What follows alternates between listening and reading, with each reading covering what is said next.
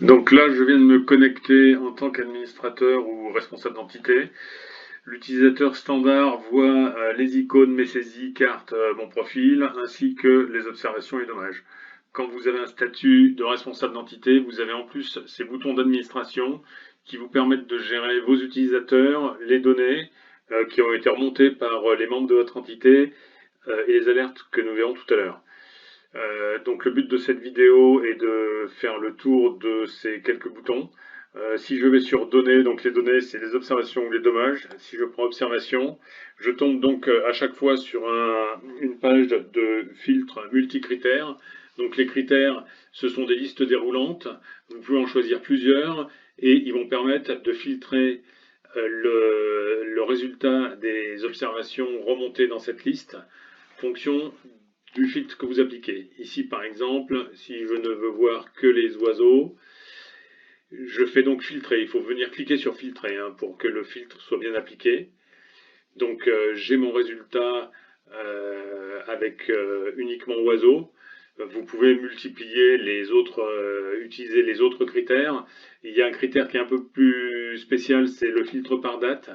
Donc, on a des dates par défaut ici. Par exemple, je peux demander le mois dernier, auquel cas j'ai bien le mois dernier, c'est-à-dire le mois de janvier qui s'affiche, je fais filtrer, j'ai mes oiseaux pour le mois de janvier.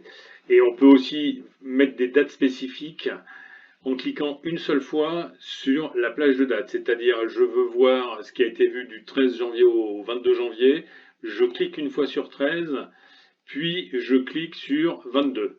Et à ce moment-là, j'ai bien ma plage de date 13 à 22 janvier qui s'affiche ici et que je valide.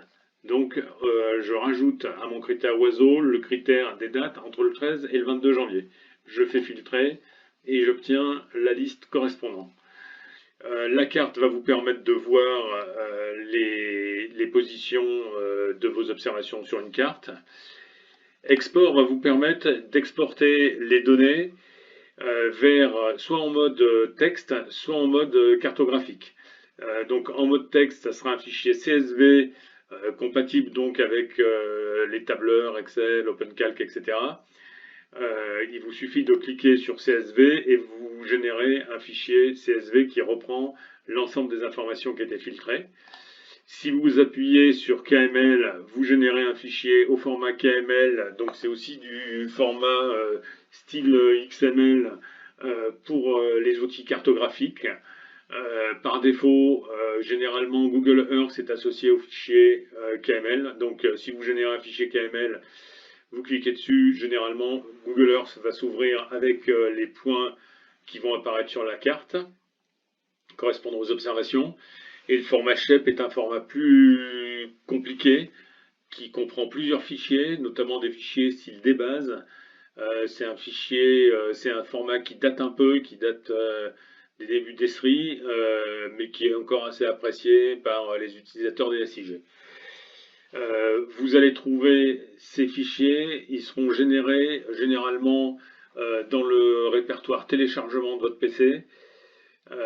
Vous avez pu paramétrer un autre répertoire par défaut comme étant le répertoire qui accueille les téléchargements. Donc ça c'est très pratique pour analyser après sous Excel notamment l'ensemble des informations qui sont remontées par Vigifone. Créer une alerte, vous allez créer une alerte qui va reprendre les critères du filtre mais sans tenir compte du filtre par date, puisque l'alerte que vous allez créer, par exemple ici je marque oiseau, l'alerte que vous allez créer va générer automatiquement un mail que vous allez recevoir chaque fois qu'il y a quelqu'un de votre entité qui va créer une observation correspondant au filtre que vous venez d'enregistrer comme alerte. Donc il ne faut pas non plus que ça soit quelque chose de systématique parce qu'autrement vous recevez systématiquement un mail à chaque nouvelle observation. Vous pouvez éventuellement, quand vous allez dans le bouton alerte, vous pouvez voir les alertes que vous avez et vous pouvez les effacer.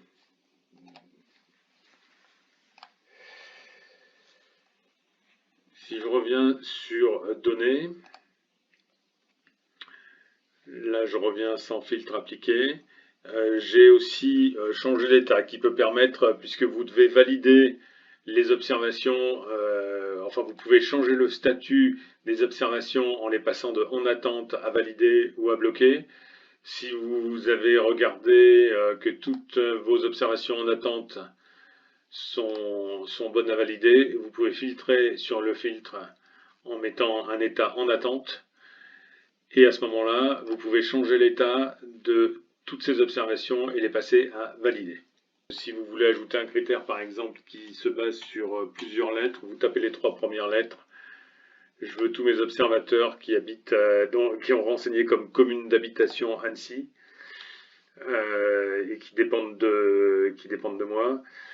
Donc je les filtre et je peux éventuellement faire un export. Il n'y a que l'export CSV hein, sur la partie utilisateur.